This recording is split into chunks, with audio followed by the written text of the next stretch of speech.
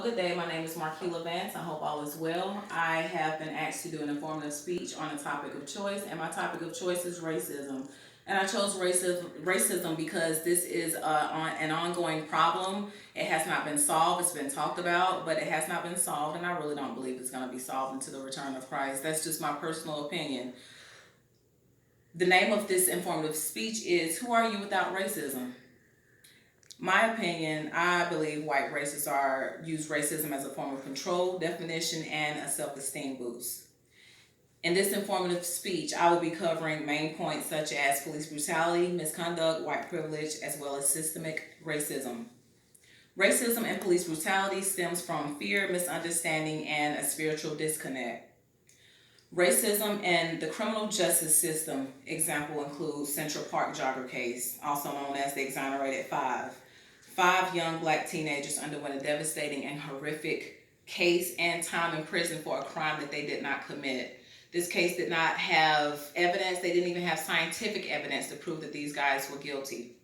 The prosecutor, Linda Forrestein, used her power, implicit bias, and control to put together a fake case to prove that she's some kind of hero and she solved this case. And I'm pretty sure that it gave her some kind of self-esteem boost as well. Not to mention, she even wrote a book. She wrote a book about this case. It was just a waste of time because this case was false. It never happened. My next point, insight on systemic racism. Predominantly white college admits black students for federal compliance, figures, fundings, and grants and tokenisms. I like to give a brief story on a black student by the name of John who obviously had a severe emotional illness. It was slowly recognized and slowly treated. He reached out to the school's health services and they kind of brushed him off. And because the university needed to maintain a specific quotas for blacks permitted to them, they denied the obvious signs that he had a psychiatric disorder. John went through a lot during his years in college, but he eventually graduated and sought the help that he needed, thankfully. And that's just to name a few. Implicit bias is an unconscious and a conscious stereotype that affects decisions and actions, which is commonly expressed in white people, I've noticed over the years of my life. Police terrorism. According to Levy B, surveys have been done on black and white attitudes towards police procedures and results are always the same.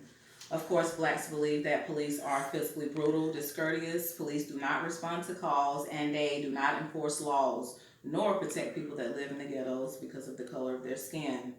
Some whites believe that we all are being treated equally. However, in 2012, Trayvon Martin, an African-American 17-year-old, was stereotyped by his physical appearance, shot, then killed. And of course, the murderer is still walking the streets. Implicit bias at its finest. Now let's take a look at what psychologists say about white races. According to Daniel, in a study was done on 5 psychological dispositions that characterize the way whites cognitively, effectively, and behaviorally respond to racism. Affective impulsive disposition reflects illogical thinking and hostile ways of thinking about individuals from different racial groups.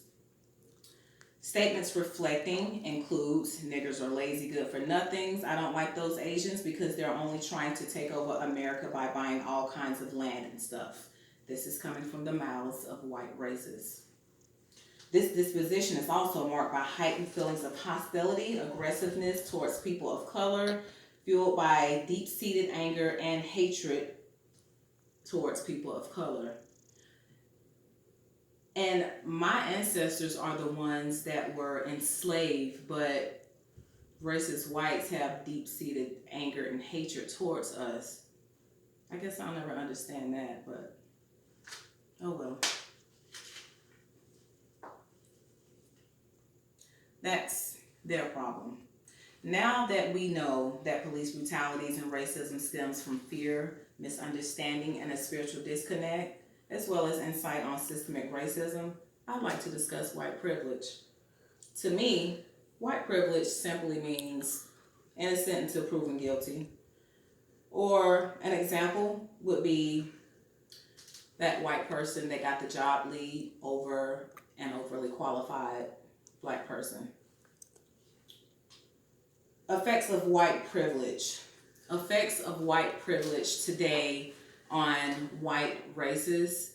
They know that they can get away with being white because they have the complexion for the connection. So when they, with all of that being said,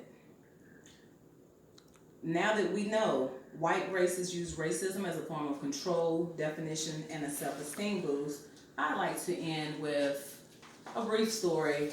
Me and my son was talking one day, and we was talking about racism, and he said, "Mom, I'm glad I'm not white."